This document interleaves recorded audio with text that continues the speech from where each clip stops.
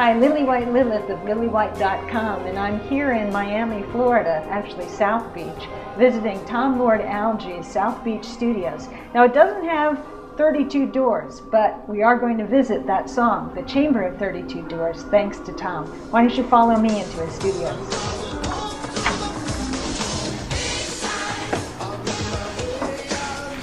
Along all of these walls are the actual records that they've produced out of these studios. Avril Lavigne, Sarah McLachlan, Weezer, so many others.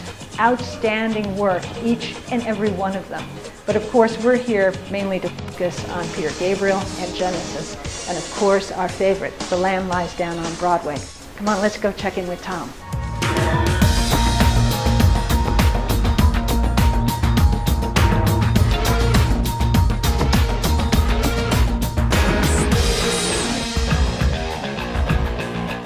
Welcome back to South Beach Studios. Welcome to Miami Beach. Well, thank you. Thank you very much. Hey, Tom, thanks to your older brothers, you've been listening actually to The Lamb since you were about 14, and I'm sure that many of the songs on that double album must have been hitting you pretty hard at that age. Absolutely. And I mean, they still hit me hard at this age. And I remember hearing Tony Banks mention something along the lines of, when you listen to something when you're younger, say when you're 14 or 15, it hits you totally different than when it does when you're 25. And I think that when it hits you that hard when you're younger, it stays with you. Yeah. Well, you know, I was about 15 when The Lamb was released, and like you, I was growing up in a New York City suburb, and I think that you and I share along really with thousands of others about our age a strong link or bond to this work because of it. And I mean, that's at least what people say when they write to me, and that's from all over the world, not just from the New York City suburbs.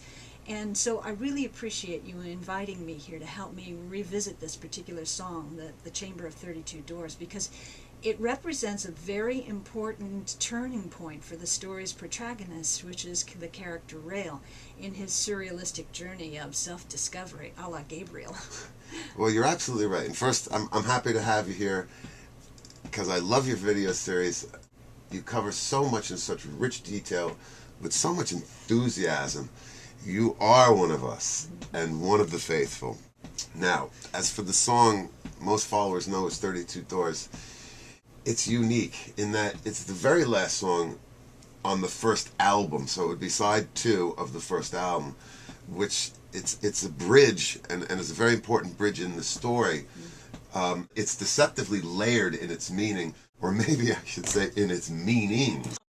You've obviously been doing your research, TLA. Well, the one thing that always caught me on that particular song is the very end of it, is the help me find the door that doesn't lead me back again, because I could totally relate to that. Being young and wanting somebody to show me the path. The path is clear, they say in 4th and 5th, but not in the Chamber of 32 Doors. And knowing you were coming down, I read up on the whole history and how it's the story of several things happening in Gabriel's head and heart at the time of its inception. Yep, and we're going to be touching base on all of that fascinating but rather esoteric, very Gabriel-esque stuff in part 2 of this analysis video. But for right now, let's do a bit of comparing of the original Shrine with that of the Archive 1 version, which, by the way, Peter elected to not retract for this reissue, letting the emotional performance, and I really mean emotional performance of that evening back in January of 1975, speak for itself. It is one of the few songs that was untouched. So, when the faithful really want a great example of that show, I highly recommend Chamber of 32 Doors. There are no overdubs, there's no tuning, there's no trickery. It is Peter Gabriel and Genesis at its purest form.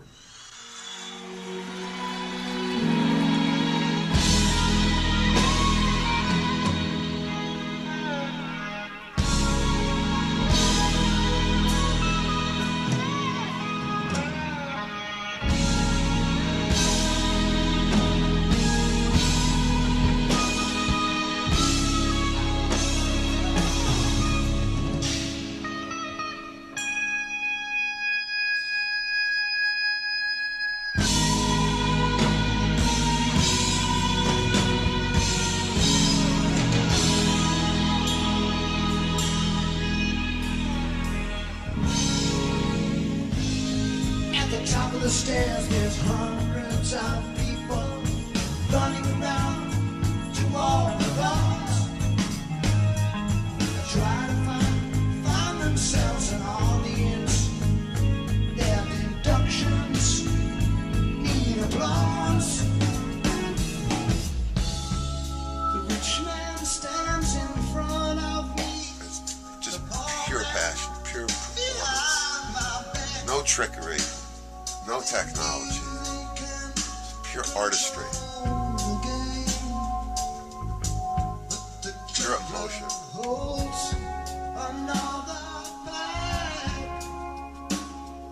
I need someone to believe in, someone to trust.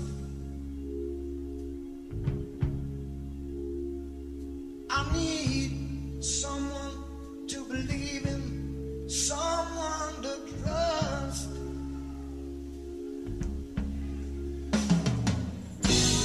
I'd rather trust a countryman than a town man. You can judge by his eyes, take a look if you can.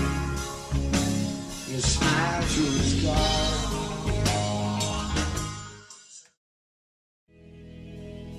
With everything that I need, every single door that I walk through. Brings me back here again. I've got to find With all of its warts, it is just such an emotional performance. sing along the chants. And I'm so happy that they didn't touch it. Calling doesn't lead. I've nowhere to hide. I'd give you all of my dreams if you'd help me find a door that doesn't lead me back again. Take me away. And of course, Tony always gets the last word. It's usually sometimes Tony or Phil, depending on if Phil hits the vibes. But Lamb-fanatics, that is unadulterated, untouched, pure 1974 Genesis magic.